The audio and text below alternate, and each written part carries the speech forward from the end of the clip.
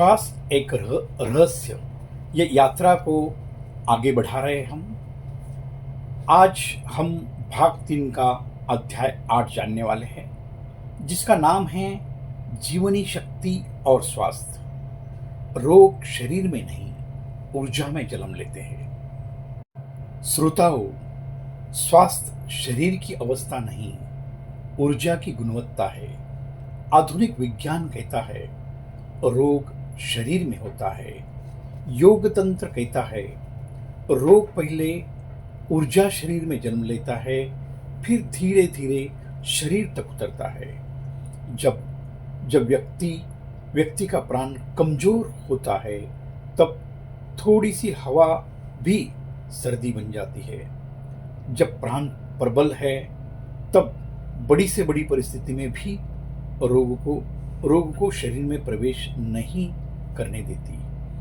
इस अध्याय में हम समझेंगे रोग कैसे ऊर्जा में पैदा होते हैं, कैसे धीरे धीरे शरीर तक आते हैं और जीवनी शक्ति किस तरह रोग को मिटाती है और रोकती है।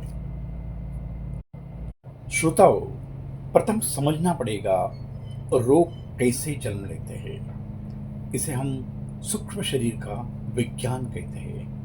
मानव शरीर तीन स्तरों पर बना है।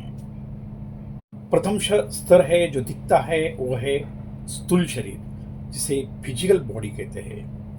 नंबर 2 सूक्ष्म शरीर जो दिखता नहीं है, इसको प्राणिक बॉडी कहते हैं। और नंबर 3 कारण शरीर है, ये कार्मिक बॉडी है, यह भी दिखाई नहीं देता है। मित्रों, सत्य समझो, रोगों की शुरुआत हमेशा सूक्ष्म शरीर से होती है।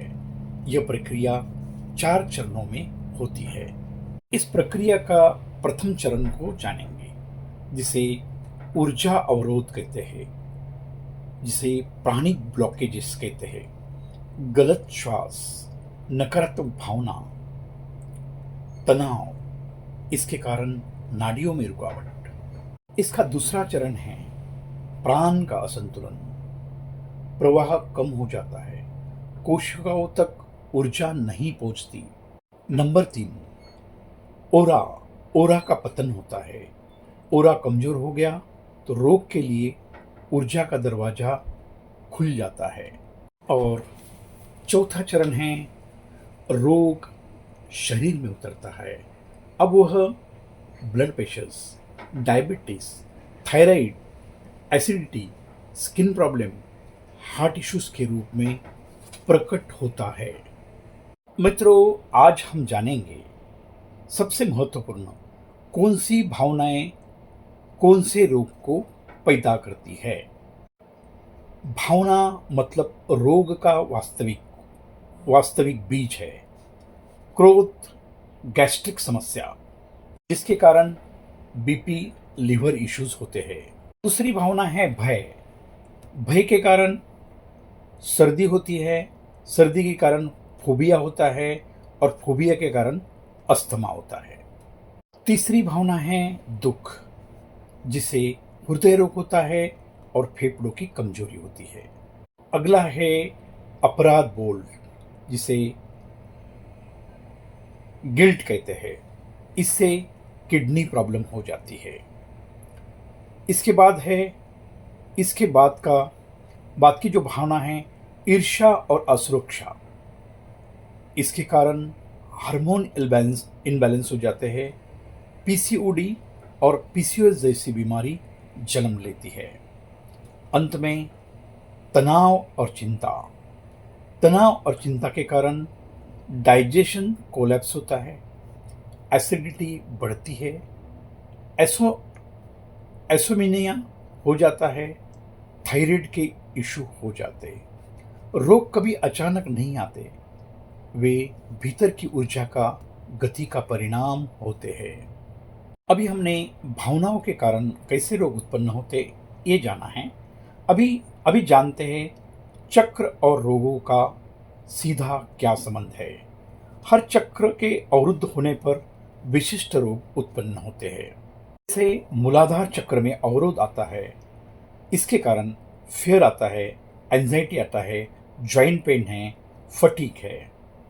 जब स्वादिष्टान चक्र में अवरोध हो जाता है तो पीसीओडी समस्या है, यूट्रेस के इशू है, जेलसी है और इमोशनल पेन होते हैं। जब मणिपुर चक्र में अवरोध आता है, डायबिटीज, एसिडिटी, एंगर और ईगो बढ़ता है।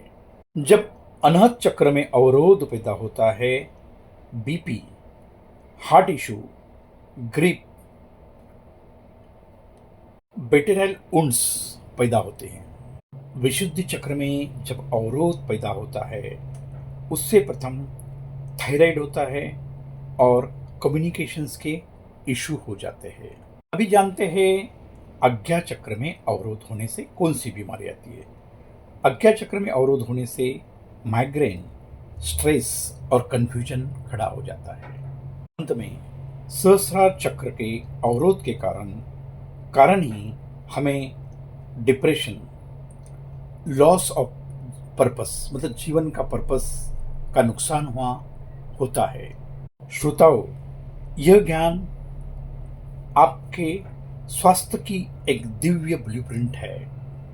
अभी जानना अनिवार्य हुआ है जीवनी शक्ति रोगों को कैसे रोकती है।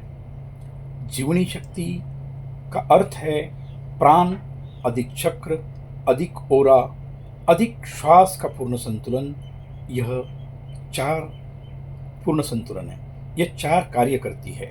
मित्रों, प्रथम है जीवनी शक्ति ऊर्जा अवरोधकों को पिघलती है। रोग का मूल कारण यही समाप्त होता है। जीवनी शक्ति कोशियों की ऊर्जा बढ़ाती है। सेल्स हील फास्टर्स, शरीर तेजी से ठीक हो जाता है। जीवनी शक्ति ओरा को मजबूत बनाती है, बाहरी रोग प्रवेश नहीं कर पाता। जीवनी शक्ति अंगों की कार्यक्षमता सुधारती है, क्योंकि प्राण इनके पीछे की ऊर्जा है।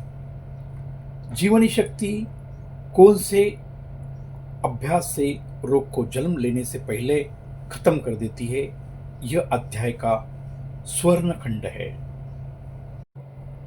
अब जानना जरूरी है, यह स्वर्ण खंड मतलब रोग जन्म होने से पहले ही खत्म कैसे होंगे, इसका अभ्यास इसमें हम आपको बता रहे हैं। बहुत ही इसके लिए इसको स्वर्ण खंड कहा गया है। पहला स्वर्ण खंड है नाड़ी शोधन, प्राण संतुलन। इड़ा पिंगला संतुलन जैसे ही होता है, रोग का आधार ही मिट जाता है। नंबर 2, भ्रामरी, तनाव, क्रोध, चिंता की सफाई होती है। स्नायु तंत्र तुरंत शांत हो जाता है।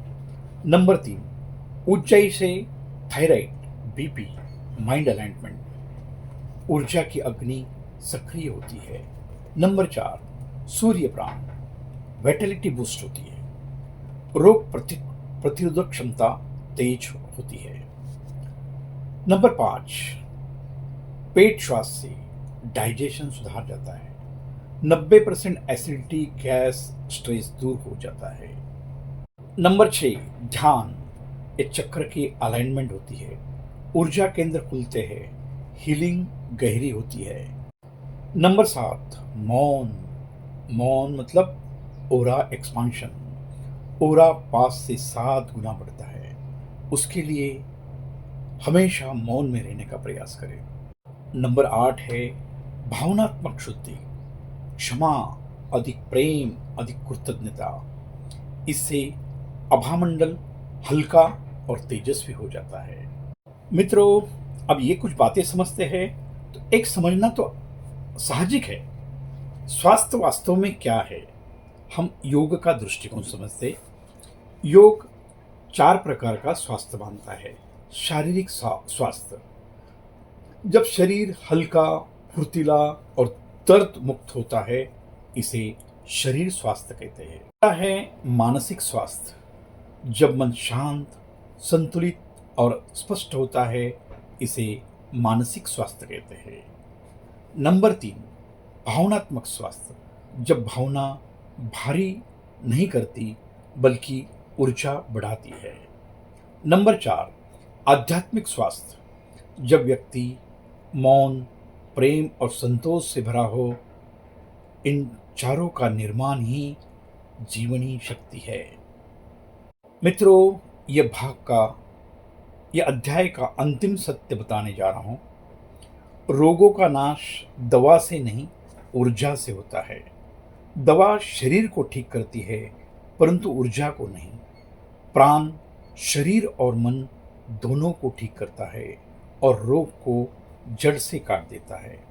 दवा रोग शांत करती है, प्राण रोग को समाप्त करता है। हमारी जीवनी शक्ति हमारा स्वास्थ्य है और हमारे जीवन का यही सबसे बड़ा डॉक्टर भी है। जानेंगे ये अध्याय का निष्कर्ष। जीवनी शक्ति ऊंची हो तो रोग पास भी नहीं आते।